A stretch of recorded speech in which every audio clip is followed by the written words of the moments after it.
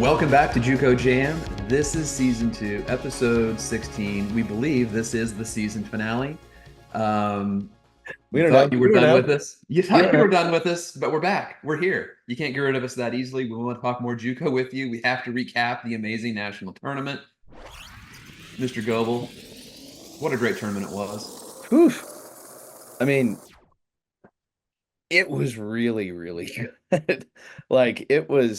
There was so much talent. Some of the games, like, I think early on, there were some games that weren't all that close or whatever, but it just kind of like found its footing.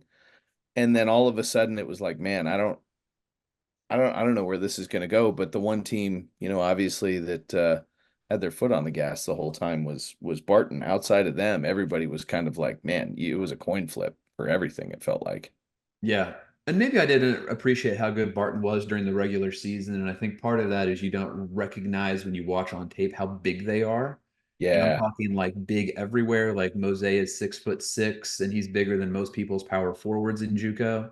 yep, And then you got Ring Malith at 6'9", who's every bit of 6'9". You got Leger Jones, Miles Thompson, 6'7" or bigger. And Miles Thompson is like Tim Tebow in a basketball uniform. He yeah, can't be moved, and he's going to make the right pass.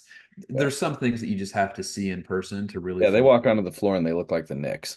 It's like, Yeah, I mean, Mose walks on the court, and you're like, oh boy, that's Mose because he looks like a power right, forward. right, right. Oh no, he's the That's one dishing and diamond out Yeah, there, that's the man that certainly moves like a point guard and passes like a point guard. He's just built like a power forward. and have So fun making him switch. if So we shall, I think we're going to do this by round, and then I'll just ask you some questions as we go. So we're going to start with the round of 24. We had a great game right off the bat. We have Walter State 85 over Daytona State 82, Cali 87 over Allegheny 64, Panola 84 over Jones 73. That was somewhat unfortunate just because we'll never know what would have happened between Jones and South Plains, but Panola was awesome. Trinity Valley defeated Georgia Highlands. Odessa crushed Trinidad State 81 to 52. Wallace State, maybe the biggest surprise of the tournament, 76-64 over Lee. Maybe the other biggest surprise of the tournament, Connor State, 86-77 over Moberly. And then Hutchinson, 92 to 82 over USC Salkehatchie, where Salkehatchie played a really good first half, then just too much Blue Dragons down the stretch. So that is the round of 24. Give me a couple of thoughts, things that stood out, favorite moments, any great takeaways for you. So that's the first 8 games. So that's all of your Sunday, yeah, and yeah, that's your breakfast session on Monday. yeah. That was and now thinking back, like to that huge list you just gave there of Just of 16 teams. how much talking we did during that time frame. And Pre-game, post-game, pregame, postgame, on repeat. the ESPN hit stuff, Yeah. thinking like, okay, there's 9 minutes left in the first half, and at the under 8, I've got to talk, and I wonder what I should talk about. So Uh, I'm gonna prompt you. I'm gonna give you some yeah, prompts. So I think the first upset of the tournament was, and I hate to call it an upset because Coach Jerry Nichols is going to be mad. Um, and he may have yelled at us in a very encouraging and positive way. And I would love to play for Coach Jerry Nichols. Um, Walter State defeated Daytona State 85-82. Daytona State had been love you, ranked. Jay Nichols. We love you. We're going to have him on the show next year. It's going to happen. We're going to have Coach Nichols on the show. I'm in. But 85-82, I mean, I felt like that was like a coming out party for Ramondo Battle and just saying like, hey, I'm a really bad dude and I'm going to be really, really good at Evansville. Yeah, yeah. That was definitely when we were sitting there on the baseline saying, "Oh, I'll bet Coach Ragland at Evansville is real super duper happy right now that he's already committed." Yeah, Uh, because his recruitment would have blown up had he not been committed. So I felt like that was a cool moment early, and then as we transition into games 6 and 7, Wallace State, it's Alabama. We don't talk a lot about Alabama, but Coach Alan Sharp did an incredible job against a good Lee team. They beat Lee by 12. Jimmy Williams was really good, yeah, but I think the guy that really jumped onto the scene was the big man, the 6'9" kid, yeah. PJ Eason, who is a wall. Easton literally is a wall. Like I had no idea. I mean, I'd seen him on film a couple times, but like seeing him in person, holy cow. Like he is a box and with long arms and literally all he has to do is wall up and there's not a lot you can do about it. You can't move him. He's tough, he plays hard, he's physical, he's athletic. Um, can we talk though about how like Coach Sharp is maybe the nicest person on the planet? Like we got an opportunity to chat with him doing post game. And the whole time I'm sitting there, I was like, I could listen to you read an entire book to me. He He should just he should do audio tapes. he should do audio tapes. Like he's got that, he's got his Alabama Southern drawl and Yeah. he's just so nice. Oh my gosh. I want my Google Maps to be read by him. Yes. Yeah, 100%. I feel like I'd always get to the right direct or right place right on time. I'm going to be in a 2-3 zone. Never Yep. going to be in a hurry, but always on time. Always on Um, time. And even if he changes up where you wanted to go, he was probably right. So you should just listen. I know he was really, really good. I really enjoyed listening to Coach Sharp and his assistant coach really coach their team because they were on our side the entire time in the games that they played. And watching those two guys work together was really cool to watch. They did a great job. And then also in that round of 24, Connor stayed over Moberly. I kind of felt like that was the Buddy Hammer coming out party. And Yeah. people across the country were like, whoa, who is this kid? Yeah. Yeah. No, Buddy just played on, like his hair was on fire. And skilled and tough and physical and athletic and all the things and he's So bouncy. so bouncy. I think a lot of people, junior college is changing where there's a lot more qualifiers, but people maybe don't know. And so, they're not paying as much attention to the freshmen sometimes. And so that was great for him to be able to come out on the scene, in an environment like that. And I know the phone calls have started. So Tom Chambers reincarnate. All right, let's go to the round of 16. Barton over Walter State, 83-68. Northwest Florida, led by Coach DeMeo, 85-70 over Cali. South Plains in a really tough game, 80-76 over Panola. Triton Blitz, Trinity Valley, 105-87. Amar Aguilar, I believe, dropped 35 in that game. Odessa squeaked by Vincennes, 58-56 in a typical Bucket versus Todd Franklin game on a Jordan Ray dunk towards the end of the game. Indian Hills big win over Wallace State, 63-58. Connors maybe a big upset, 67-61 over Salt Lake. And Hutchinson beat Chipola when they hit everything in sight, 78-71. I think Hutchinson hit 16 threes that night. Also in this round of 16 on the Tuesday morning session, this was when the Sterling High School Black Bear Band showed up yes, and was absolutely the band of the tournament, pet, yes. pet band of the tournament. Shout out to them, Prince of Thieves, My Sharona. They were terrific. They took But requests. I mean, come on. It was like, hey, my Sharona. And they're like, of course we know that one. What?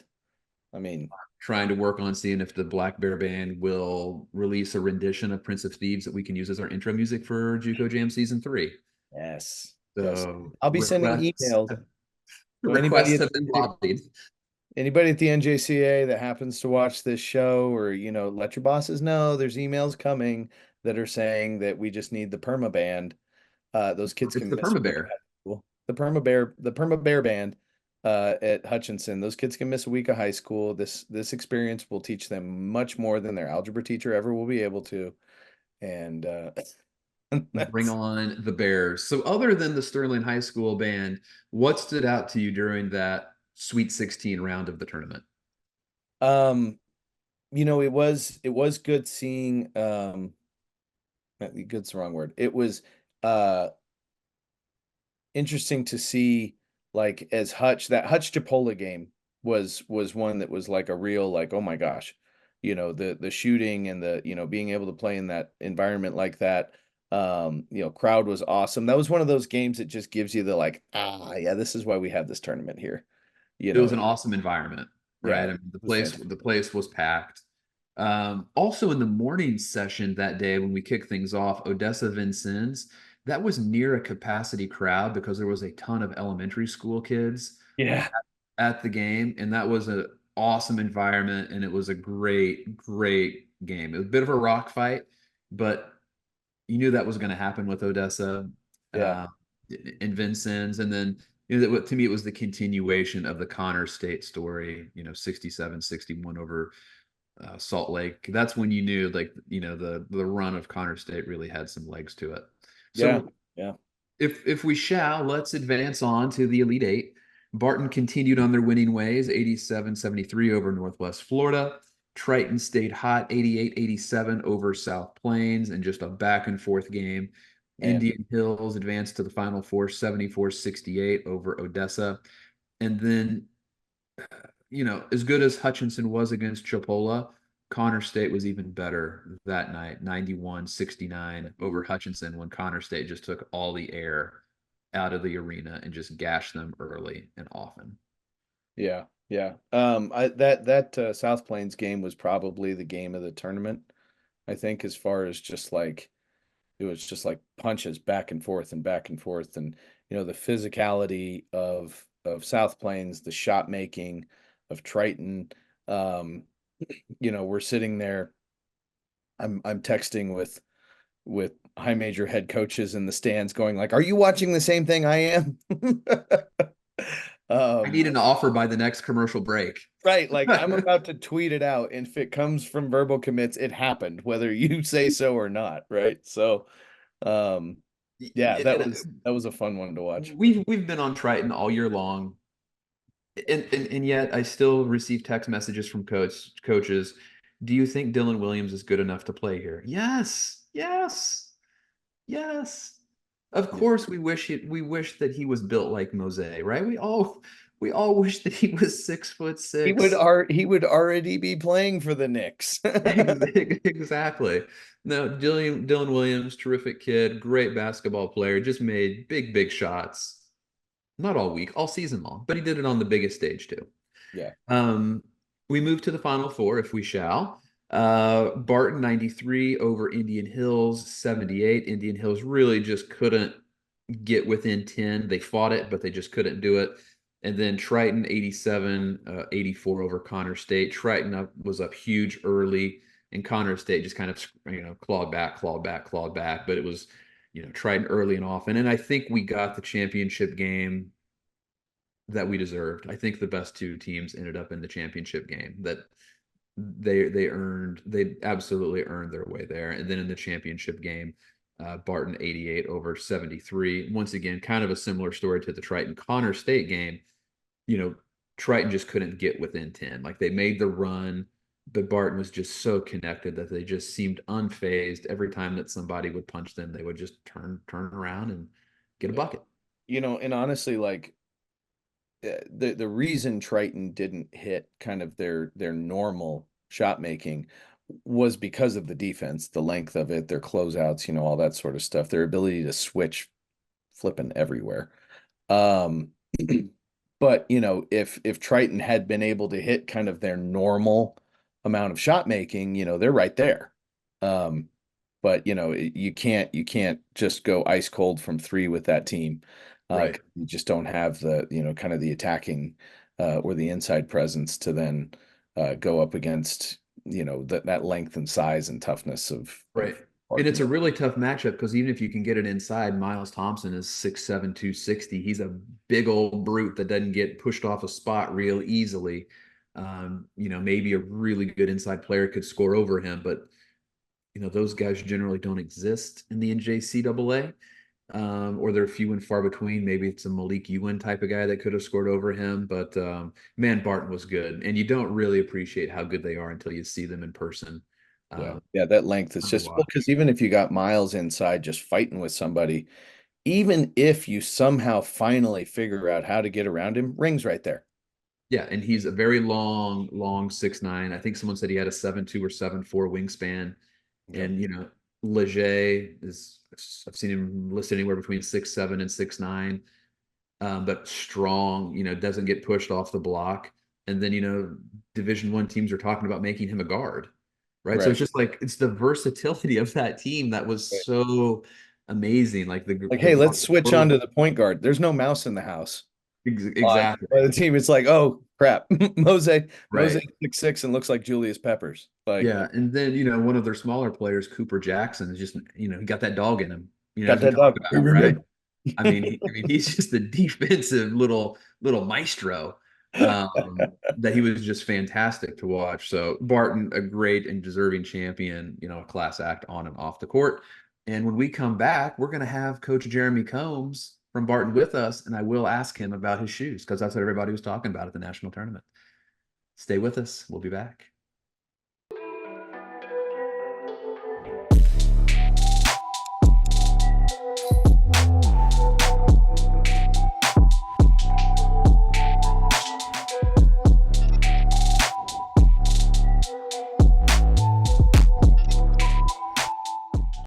As the second largest intercollegiate athletic association in the country, the NJCAA serves not only a pivotal role in college athletics, but in higher education. The NJCAA Foundation aims to move the association forward through resources, grant programs, and other special initiatives. Your gift to the NJCAA Foundation will make a difference and create opportunities. Intensity fuels these champion student athletes to greatness. Zurich Insurance is proud to be the official provider of student athlete insurance for the National Junior College Athletic Association. Throughout the highs, we cheer along to their screams of victory. Throughout the lows, we support them through their tears of defeat. Zurich Insurance, helping student athletes play the sport they love.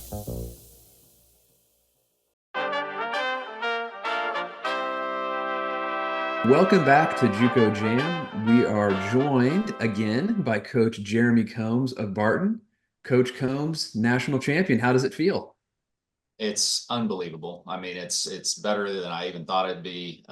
We set out this year to get those goals and be conference champs and region champs, and then the national championship. And it was just a phenomenal feeling to be able to accomplish that.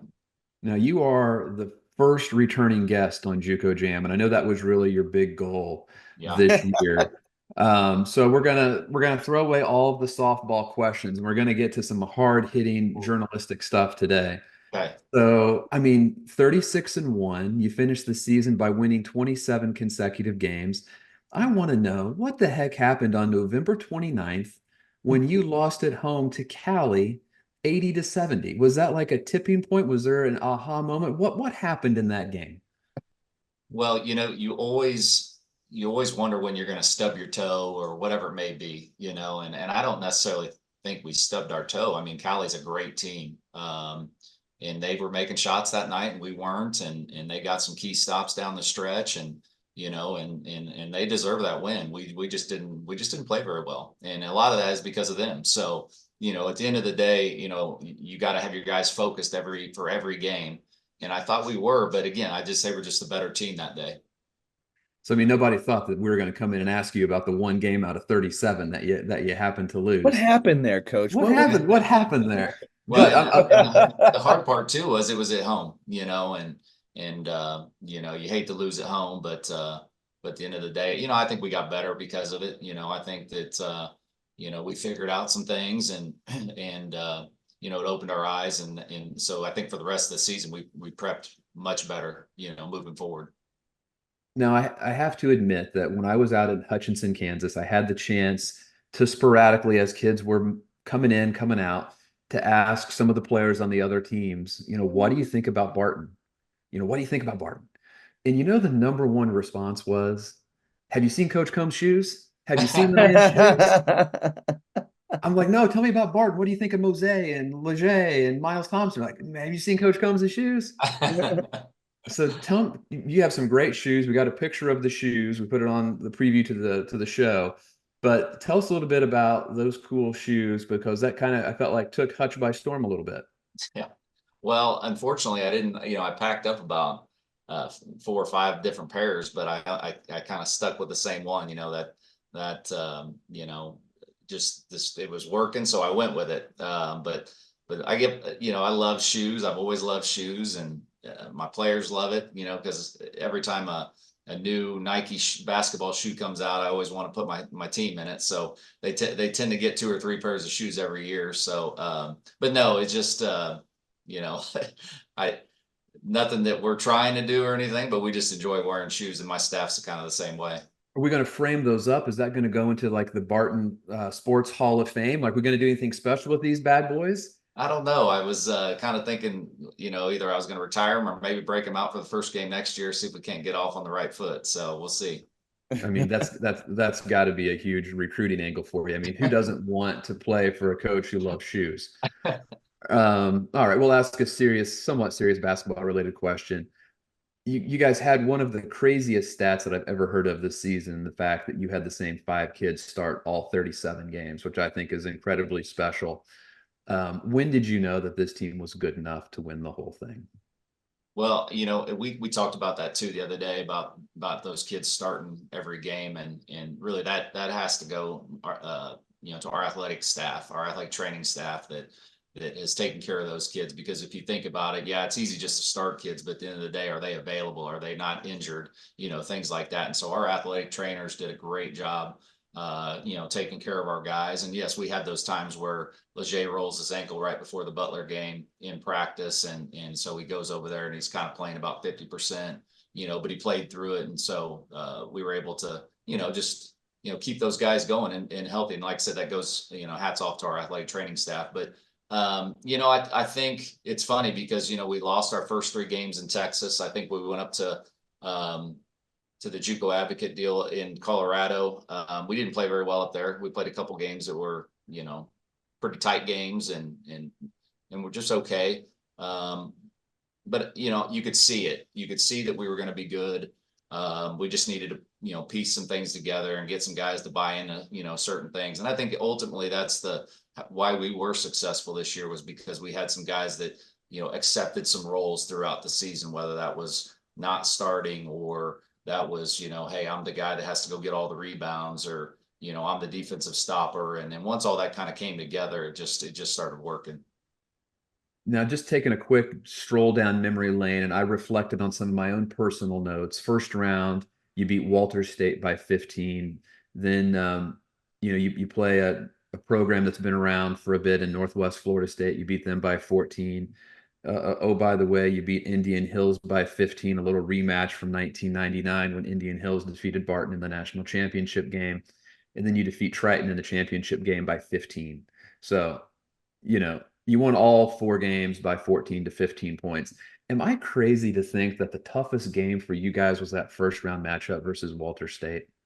No, I think you're probably right. I would actually, I mean, I would argue with anybody. I think we had the hardest road. I mean, you guys mentioned it. You know, we thought we were looking at Daytona State. You know, it was a top 5 team for a lot of the year, and then Walters beats them. Walters was a really good team. They were very physical, had some great players. You know, I was really worried about that game. I think that game and probably Triton were the 2 games that I was probably the most worried about. You know, I saw Triton play earlier in the year, and I told Coach, I called that game. I figured they'd be playing for a national championship. That team's just dangerous and really scored. So, but that Walter State team was excellent and really well coached, and like I said, just had a lot of talent. You know, just mention briefly, because I feel like we'd be doing the kids a disservice if we didn't get a chance to talk to them. We've talked about the starting 5, but I thought when you brought in Keandre Kimball, Brent Moss off the bench, those 2 specifically, I think collectively we referred to them as the Magnificent 7 because they deserve some sort of nickname. I thought that your team may have been the only team in the entire NJCAA this year that maybe, not that they didn't necessarily take a step back, but maybe got better when you guys went to the bench. And the one word that I would describe your team, which I don't think watching tape does justice to, is that you guys were connected. Yeah. And the way that they communicated and stuff. But talk a little bit about, you know, just Kimball and Moss coming off the bench and what that meant to the team. Yeah, so those are our 2 freshmen that are just, you know, they're super freshmen. I mean, they're really good. And those are 2 guys that could have, and I've had players like this in the past that came in and said, you know, I didn't come here not to start, you know, I came here to showcase my talents, whatever. Those 2 took their role and ran with it. And those are two guys that can potentially start for a lot of junior colleges out there. And they could have started for us, and we still would have been really good. But just two talented guys that can do a lot of really good things, and they fit, everything that we do as far as defensively and then offensively as well. Britt Moss is a tremendous rebounder. I mean, he's one of those guys that doesn't like to box out. And it drives the coach crazy because he doesn't want to box out. He just goes and gets the rebound. And Dre Kendall's so quick and so fast with the basketball and can score it in bunches. Just having those two guys come off the bench, like you said, there were times where we brought them in and we were better than maybe our starting five. And, so that really helps teams, especially, we get in foul trouble. I think there was a couple games in the tournament we got in foul trouble, and definitely several throughout the season where either Mose gets fouls or Leger or whoever, and these guys come in and we don't skip a beat. I'll ask you one final question, then I'll turn it over to Brandon to ask you something hard hitting. Yeah. But now that you have this national title under your belt, does recruiting all of a sudden get a lot easier? I think we've obviously had a lot of kids that have reached out. So I think it helps, obviously. But I think the biggest thing for me is just trying to find the right fit. I want to find the right guys. Big left-handed dudes. Yeah. If you're left-handed, come this way for sure. And we've got a couple, we're recruiting a couple of them too. So, but yeah, it has helped for sure. But at the end of the day too, like I said, we want to find the right guys. I have great stories on this team. Some of these guys have been recruited by one or two other schools, and we found them and really liked them, what they do. And like I said, they fit what we do, fit our system. And so, yeah, I mean, it definitely does, to answer your question, it does help tremendously, but we still got to be careful and find the right guys.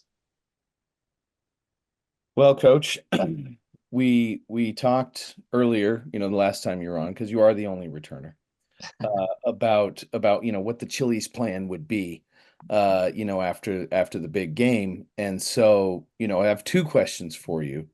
Now that you've had the biggest game, the biggest win, has there been any thought, did you immediately go, finish and say, well, what would I have at Chili's? Was there any change up to the lineup of what you would select at Chili's? And then, if you made the mistake of not going to Chili's immediately after the game, what was the post-game meal? The people need to know. So we did. We did go to Chili's. Yeah. And I actually mixed it up a little bit. I went with the quesadillas, which normally I'm not a quesadilla guy, but my wife ordered it, and I thought, well, I'll just order the same thing she did. And so anyway, she stepped in and helped you out because you had a lot going on. She did. Yeah. So no, it was, we did go to Chili's, and like I said, it was great. I wish we could have met you guys there. That would have been good. But I'll tell you what, Hutch it was hectic. I mean, we're just going from here to there doing all this stuff. And so we didn't have that opportunity to meet you guys out there. But yeah, so that was our meal, and we decided that's where the guys wanted to go. Look, I'm just saying, national championship chili celebration, that is probably a tradition that needs to happen, because where else would you want to go after a national championship like that? So and I'm just waiting for there to be like some kind of Chili's logo in the background somewhere. Do me both, brother. Sponsored by Chili's, The NJCAA has some homework this off season. We're going to do everything in our power to make that happen. We've sold a lot of quesadillas, a lot of honey chipotle chicken crispers. Yeah. So we're going to keep working on that. But poor marketing guy at Chili's going into his boss's office going like, I was unaware that we've been sponsoring this show for a couple years, but we should probably do something about that. Coach, we appreciate your time. Congratulations again on an incredible season, incredible victory, national championship, something super special.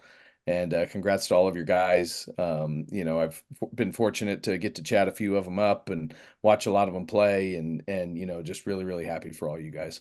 Thank you. And again, I know you guys get this all the time, but really appreciate everything you guys do for our JUCO guys and everything you did for the national tournament. That was big time stuff, and being on ESPN and seeing you guys out there, you did a great job. And again, we really appreciate it.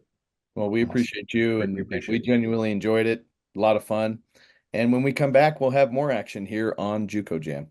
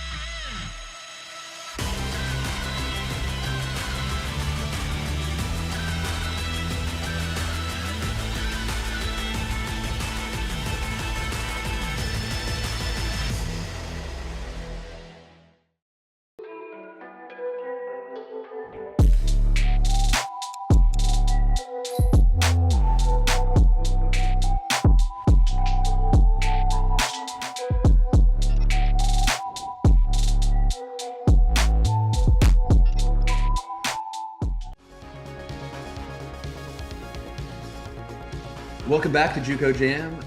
We're going to talk about some coaches. So you may have not heard about this, but in the state of Kentucky, there are some crazy things going on with coaches on the move. Like no one really saw this coming. But Hank Polona is the head coach at Western Kentucky. Yeah, he is. That's Woo! amazing.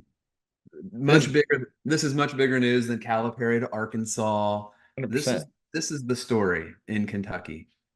Hank Polona started at South Plains, goes to Indian Hills, best hair in the business, year at Western Kentucky, head assistant, slides into the head coaching job. Talk about Hank Polona to Western Kentucky. I know you're fired up about this one. And the crazy thing is I don't think there was a lot of like consternation about it in the athletic department. Like I think right away it was like, well, Quick, this is our right? guy. Yeah. That the players love him.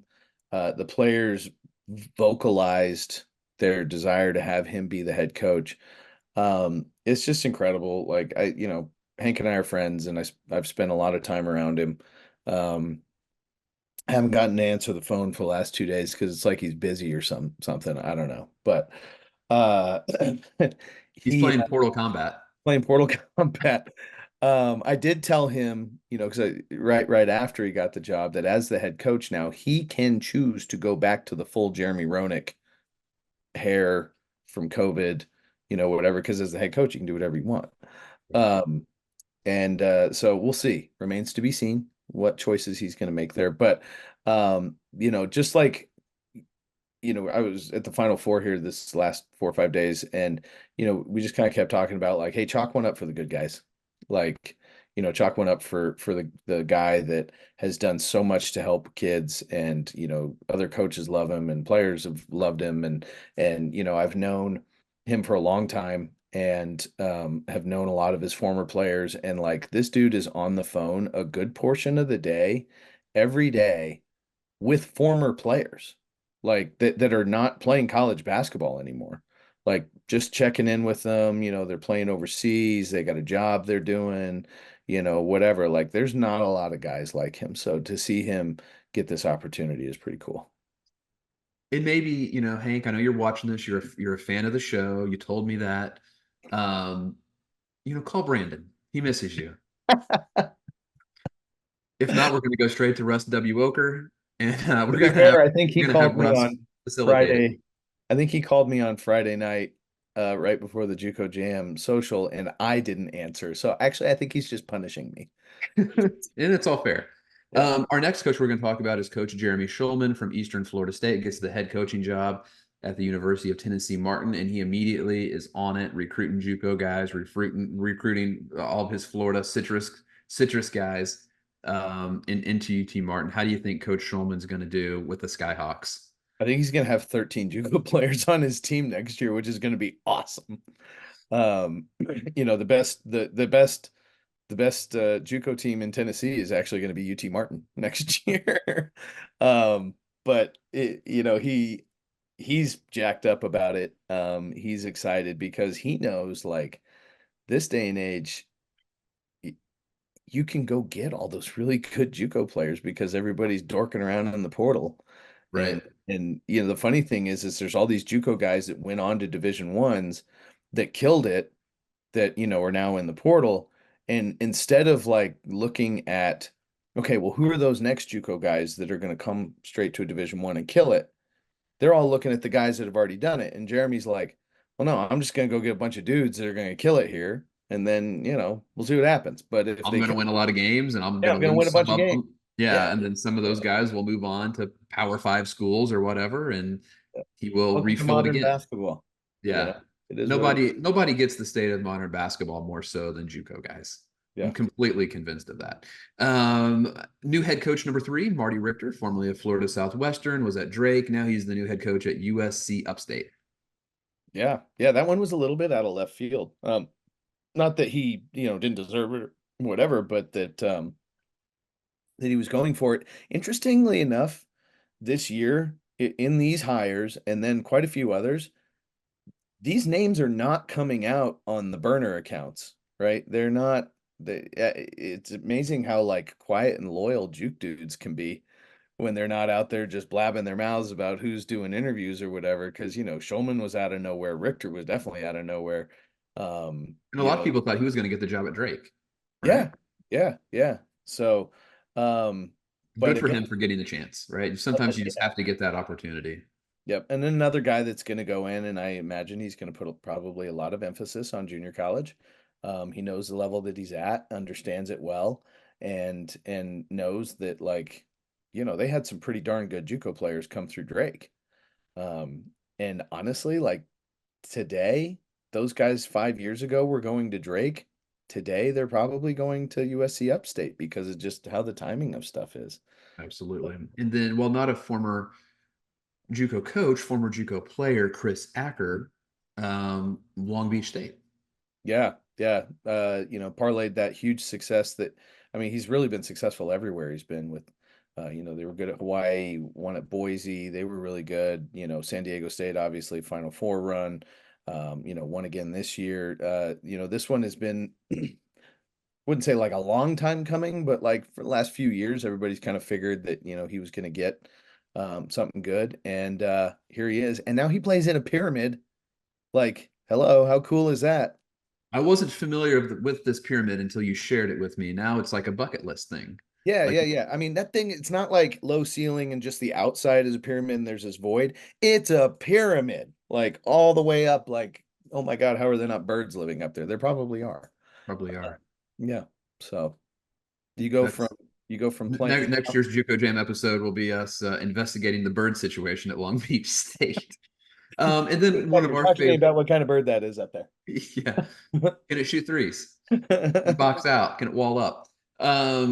So one of our favorite coaches, friend of the show, been on the show, Kyle Taylor, assistant coaching job at Coastal Carolina. Um, Great guy, like one of the nicest guy, like genuinely nicest people in the Yeah. business.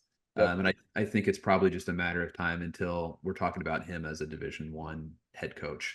For sure. And what's crazy is like he and I talked, I think two or three times over the last like 4 or 5 days at the Final Four. And none of it was about like what he needed. We were talking about um his assistant and job opportunities that he has and that Kyle's trying to help him get and stuff like that. Wasn't even about him, for like, well, here's what we need at Coastal Carolina. It was, hey, how do I, what other opportunities can these guys get? So I thought that was pretty cool. What Kyle needs, he's kind of like myself, fair skin. He's going to need some SPF 45. That's what he's going to need He is because that beach is unforgiving. unforgiving. My sister just fried herself there when we were kids. So let me tell you, it's got some oomph If you to it. love Coach, if Coach Kyle Taylor's made an impact on your life, make sure that he's properly blocked up because that heat is intense. We Probably could send not. him like a sunscreen gift basket, Yeah, some SPF 50 polos, right? that But I'm sure they got him. I'm sure they got him covered at Coastal big floppy Carolina. hats. I'm all about the floppy hat for the beach. My guess is Coach Kyle Taylor also playing Portal Combat right now. Probably hasn't seen the sun, nor will most of these coaches see the sun for some period of time. But we wish all these coaches, the best. Many of these guys have been on the show, friends of the show. I know they're friends of yours. Anybody? I'm not going to mention one name because I don't think it's been officially mentioned yet. So this is our hardest part of the year. Yeah, we got a few of Have to those. make sure we don't leak anything. So I'm not going to mention the one name that I sent you.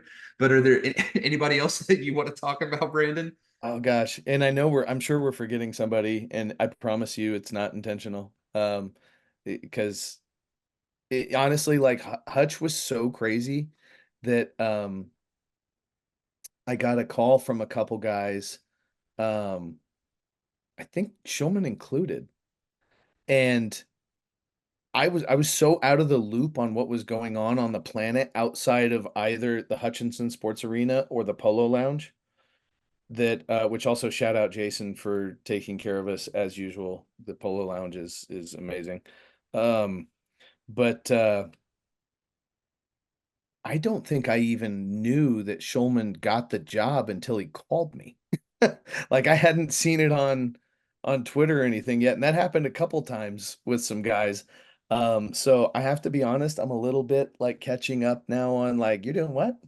You, Um, I'm going to put you on the spot, Brandon. You know what? You know all these JUCO guys. gosh, If you're in AD, and let's say you're in the Missouri Valley or lower, give okay. me your short list of two or three people that you would say, you know what, Mr. If they hired you as a consulting firm and they said, Brandon, give me two or three names that I have to interview. Who are those two or three names? Well, they just took two or three of them. Um, but you You know, have the whole board. You have the whole board. no, the What's whole board, the whole whole board? board. And this is also where it gets a little complicated because you know what's funny is some of the better coaches in junior college, like they're not all that interested.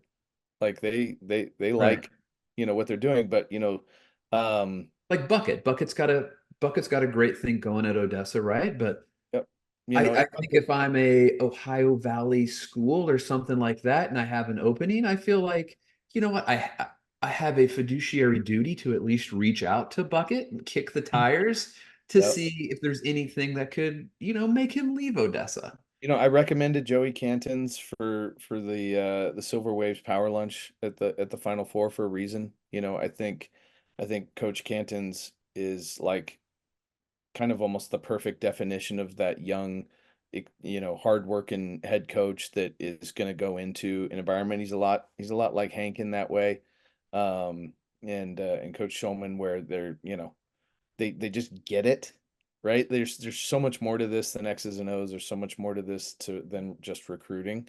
And he's one of those guys that really gets it too. So I fully expect him to, you know, when ASUN jobs start opening and stuff like that, that he's going to start getting some of those phone calls too. Nice guy. I mean, Great guy. super nice. Um, I love the fact that he like goes and does like work down in the Dominican, and you know he's like just a very complete you know person there too. you go. Joey Canton's the total package from Brandon Goebel. You heard it Yep. here first. So in NCAA ADs, start with Joey I'll be on the Canton's. phone. I'll be calling. So write it down. Take 10%. All right. When we come back, we'll have our closing thoughts. Stay with us for the final closing thoughts of the season on JUCO Jam.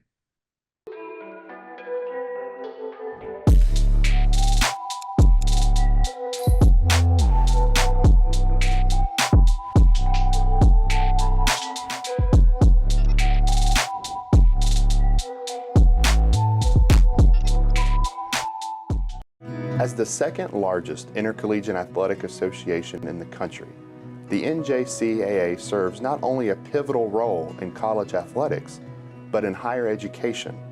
The NJCAA Foundation aims to move the association forward through resources, grant programs, and other special initiatives. Your gift to the NJCAA Foundation will make a difference and create opportunities. Intensity fuels these champion student athletes to greatness. Zurich Insurance is proud to be the official provider of student athlete insurance for the National Junior College Athletic Association. Throughout the highs, we cheer along to their screams of victory.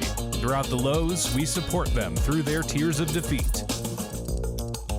Zurich Insurance, helping student athletes play the sport they love.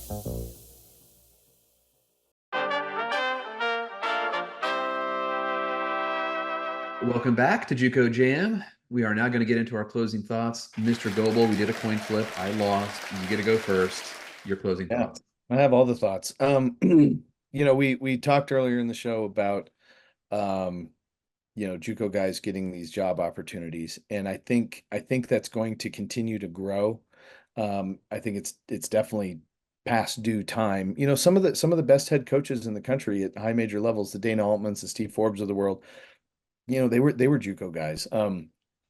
There's a lot more JUCO sprinkled around the highest levels of college basketball than I think people realize, even if it's for like a 1 or 2 year stint or whatever. I think there's a lot of things that those coaches learn in that experience that benefit them, you know, later on. So seeing all these guys get these jobs is incredible. And I think it's going to grow because, the thing that they can always go into these interviews and say is, hey, it's 2024, 2025, 26, whatever's going to happen 2 years down the road, who knows? But what I can tell you is the thing that isn't going to go away is there's going to be a lot of roster turnover every year. And these guys are so adept at managing that roster turnover, um, and building real genuine relationships in a short period of time too, which is so important.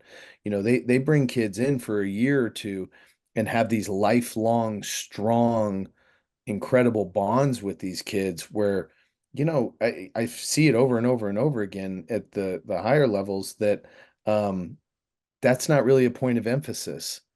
And it's about X's and O's, and it's about just how many shots did you make and stuff like that. And I'm just telling you, like, when those real relationships exist, the basketball part is receives the benefit of that.